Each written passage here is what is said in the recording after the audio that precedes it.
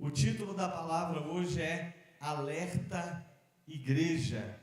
Tem um programa no Discovery que é Alerta Aeroporto. Quem já assistiu?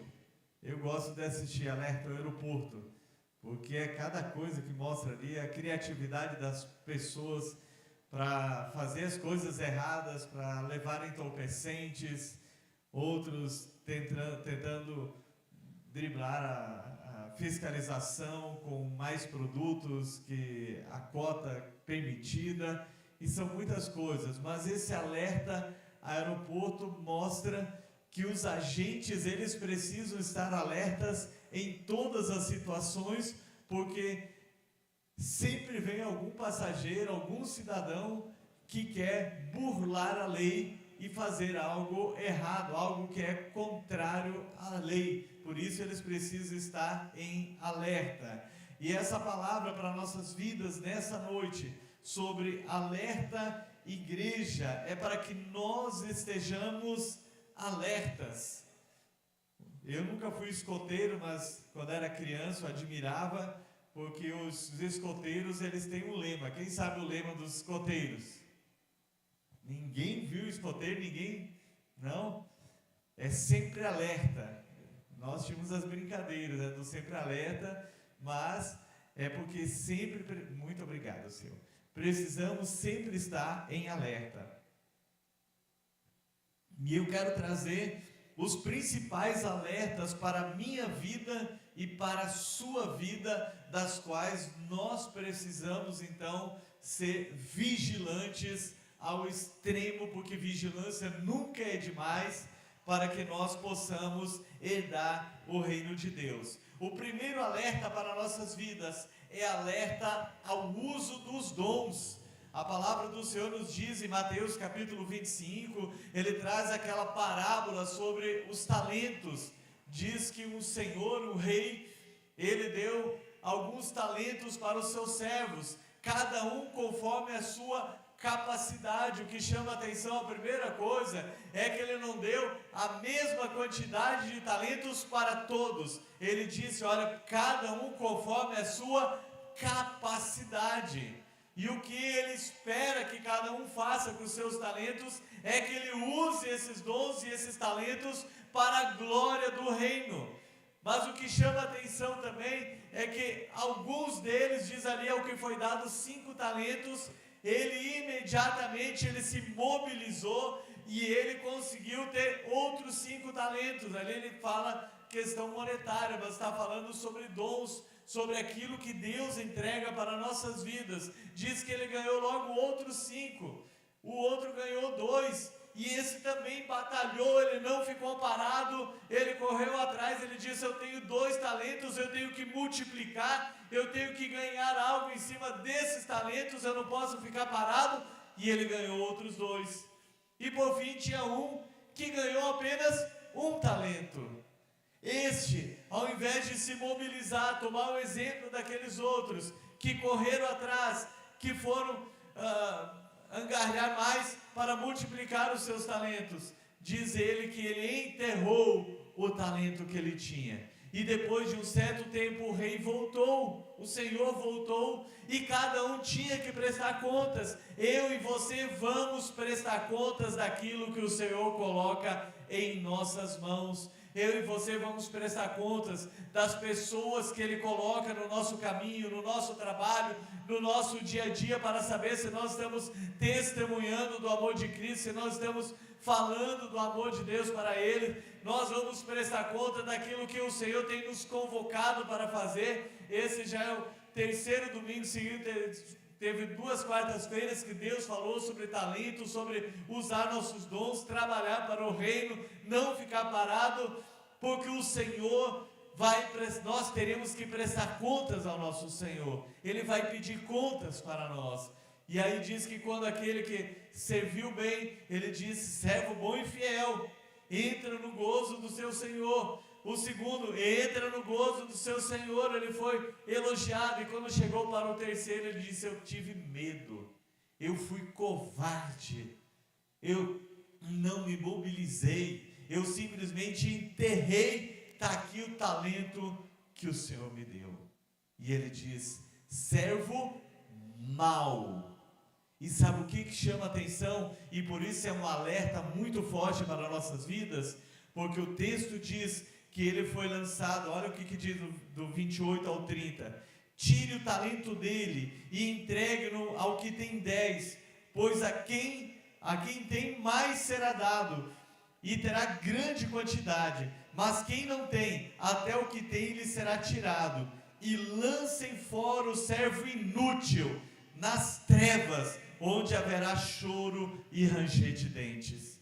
Queridos, é algo para nós ficarmos muito alertas, porque não diz, olha, você vai ser salvo do mesmo jeito. Você escondeu seus talentos, você escondeu tudo que você fez, você foi um covarde, você foi preguiçoso, você foi negligente, você é um servo mau, mas você será salvo. Não, ele diz aqui que ele foi lançado fora, aonde há choro e ranger de dentes. Eu creio que eu já preguei sobre questão do choro e ranger de dentes, é o inferno. Então, se você é desses que não faz nada, fica calado, acovardado, negligenciando aquilo que Deus colocou em suas mãos, preste muita atenção. Por isso eu falei, a quem olharei? Aquele que teme e treme diante da minha palavra. Primeiro alerta sobre dons e talentos. Segundo alerta para nossas vidas, para a igreja, é alerta nos cuidados e as preocupações da vida.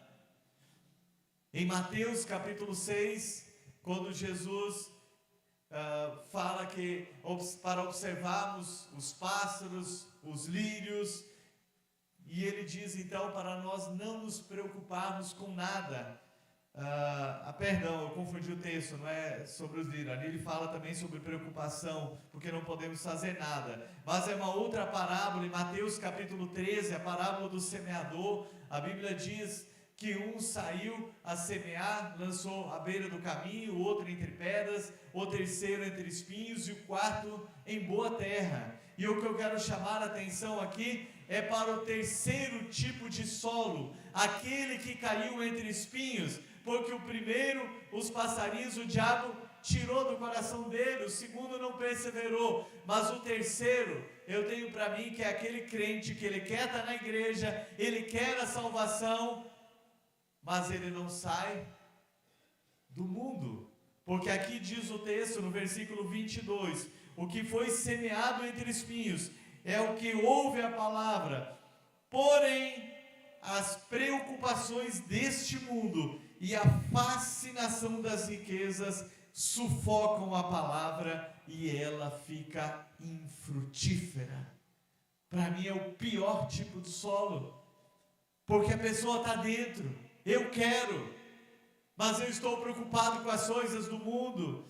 Eu não esqueço da missão que Deus me deu, quando Ele disse, prepara o meu povo para se encontrar comigo, e uma das coisas bem claras que Deus falou comigo, é que o meu povo é muito apegado a esta vida, tem muito medo da morte, muito apegado a esta vida. Aqui diz o texto que os cuidados dessa vida, ele fica extremamente preocupado com as coisas daqui, não que não seja importante, nós temos que ter um trabalho, temos que cuidar da família, temos que cuidar da nossa mordomia na casa do Senhor, com os pobres, com tudo que nós temos falado, mas aqui diz que os cuidados da vida e a fascinação da riqueza tiraram o alvo daquela pessoa e fez com que ela ficasse infrutífera.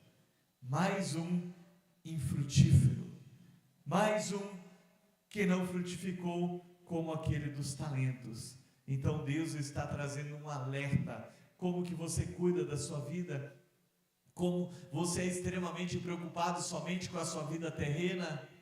Comece a pensar mais nas coisas eternas, comece a pensar mais naqueles que estão perdidos sem a salvação, comece a pensar mais no âmbito da eternidade. Vale a pena ficar preocupado somente com as coisas daqui, porque até o que é do dia a dia, Jesus diz para nós não nos preocuparmos, ali em Mateus 6 que eu falei. Então não devemos nos preocupar, Deus sabe você não sabe dos boletos que eu tenho também, todos nós temos, mas nós temos que descansar na fidelidade de Deus. De que adianta ficar noites e noites em claro, preocupado, brigando dentro de casa, fazendo de tudo e desviando o propósito que você foi chamado. Quantos, por causa de uma irritabilidade, deixaram de pregar a palavra de Deus? Quantos, por causa dessa falta de confiança no Senhor, eles deixaram de fazer o que eles deveriam fazer no reino de Deus? Não se envolve em nada. Por quê? Porque a palavra está sufocada. E a palavra sufocada, ela não produz vida. A palavra, ela tem que produzir vida através de nossas vidas. Então, primeiro alerta ao uso dos dons. Segundo alerta para nossas vidas quanto às preocupações, cuidados e preocupações dessa vida. Terceiro alerta é o alerta para ter o óleo reserva. Mateus 25 também, na parábola das 10 virgens, 5 eram prudentes, 5 imprudentes. Diz que as prudentes tinham óleo de reserva. Todas elas, a noiva, ela representa a igreja, amados. Todos esses textos que eu estou trazendo representam a igreja, o povo de Deus. Somos nós. Aí diz que todas elas aguardavam o noivo. Quem aguarda o arrebatamento da igreja? Quem aguarda o noivo? Amém, glória a Deus. Todos aguardam, todas elas aguardaram, mas 5 delas eram imprudentes e não tinham óleo reserva. Esse óleo reserva significa que elas eram, como já diz o texto, imprudentes, elas eram negligentes. Então tem muito cristão que também é negligente com a sua vida espiritual. Ele não consegue ter um óleo reserva para que em meio à tribulação ele persevere. Aqui significa aquelas que não tinham perseverança, porque na hora de ir para o passo final, ao encontro do noivo, elas não podiam porque faltava o óleo. E faltar o óleo numa lamparina significava que ela ia ficar na escuridão.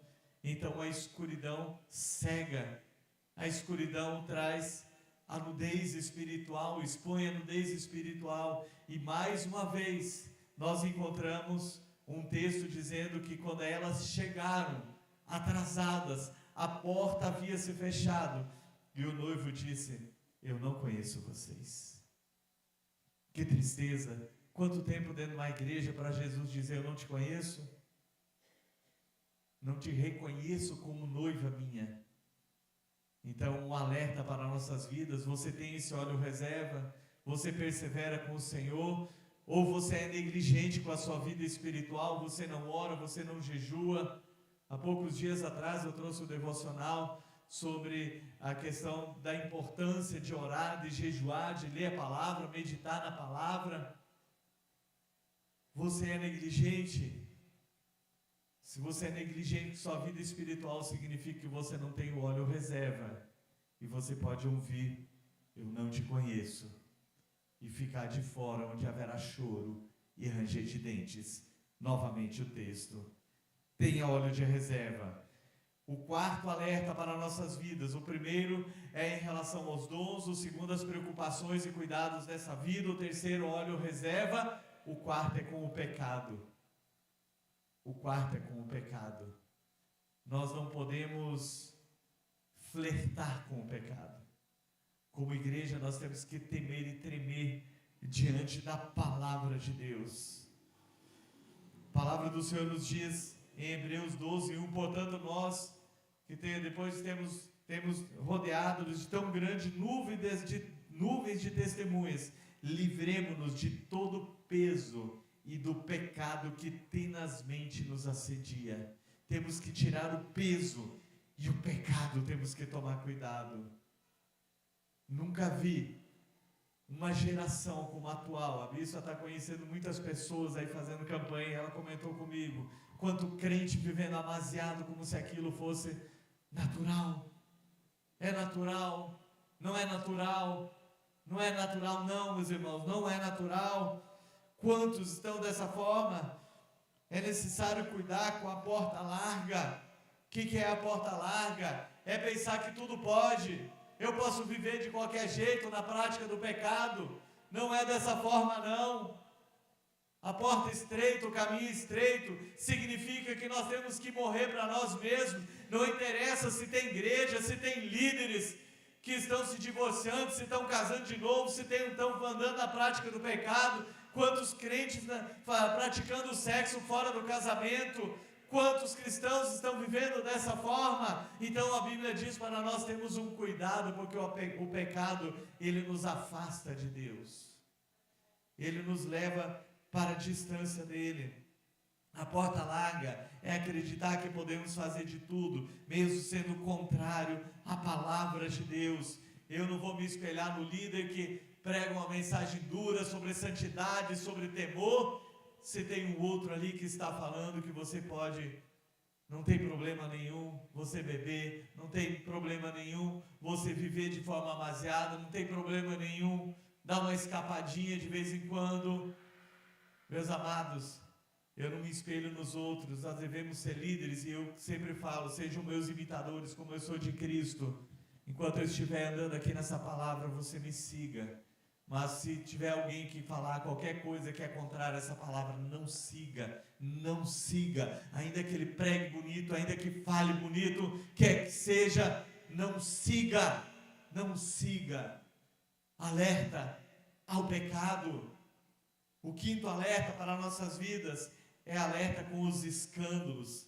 Jesus disse aos discípulos em Lucas 17, 1 e 2, é inevitável que venham é necessário que existam pedras de tropeço, mas ai daqueles, é inevitável que venham os escândalos, mas ai daquele que era responsável pelos escândalos. Melhor seria se ele pendurasse uma pedra de moinho no pescoço e jogasse no mar. Pedra de tropeço é aquele que vive de forma escancarada, escandalizando o Evangelho, escandalizando o nome de Deus. Ele não tem temor, ele é caloteiro, ele fala muita coisa errada, ele faz coisa errada por falta de temor, ele causa escândalo. E a Bíblia diz que ai daquele, melhor seria se fosse lançado no mar com a pedra de moinho. Pedra de moinho era uma pedra muito grande, redonda, que tinha um cavalo, um burro no outro lado, um boi, que ficava girando para moer os grãos. Então, por que Jesus disse que era uma morte mais tranquila? Aquela, porque era só a morte do corpo. Pior de tudo é que todo aquele que causa escândalo, aquele que anda na prática do pecado, aquele que mente, aquele que vive na prostituição, a Bíblia diz que ele vai para o inferno. A sua parte é o lago que arde em fogo e enxofre. Cuidado para não ir para o lugar de choro e ranger de dentes. Este é o alerta para a igreja. Mas hoje Deus está te chamando para um conserto. Deus te chama, se você está vivendo dessa forma, em alguns desses pontos, para você voltar à prática do primeiro amor. Em Apocalipse 2:5 diz, lembre-se de onde você caiu. Uma hora aconteceu a queda. Aí ele diz, lembre-se de onde você caiu. Arrependa-se e volte à prática das primeiras obras. Se você não se arrepender, virei até você e tirarei o seu candelabro do lugar dele. Deus nos chama para o arrependimento. Deus é muito misericordioso, Deus é muito amoroso e Ele nos chama sempre para a volta. Ele está nos dando oportunidade, mas uma hora a porta vai se fechar, como se fechou para a noiva. Se Jesus vier arrebatar a igreja hoje, você tem certeza que você sobe? Se hoje for o dia, a música, se hoje for o dia do arrependimento, do arrebatamento, hoje é o dia do arrependimento, mas se for do arrebatamento, você vai subir? Você tem certeza? Você tem convicção, a vida que você está levando? O arrebatamento hoje está mais próximo do que ontem. Pode ter certeza absoluta. Pode ter certeza absoluta. Deus está te chamando para o arrependimento hoje, para se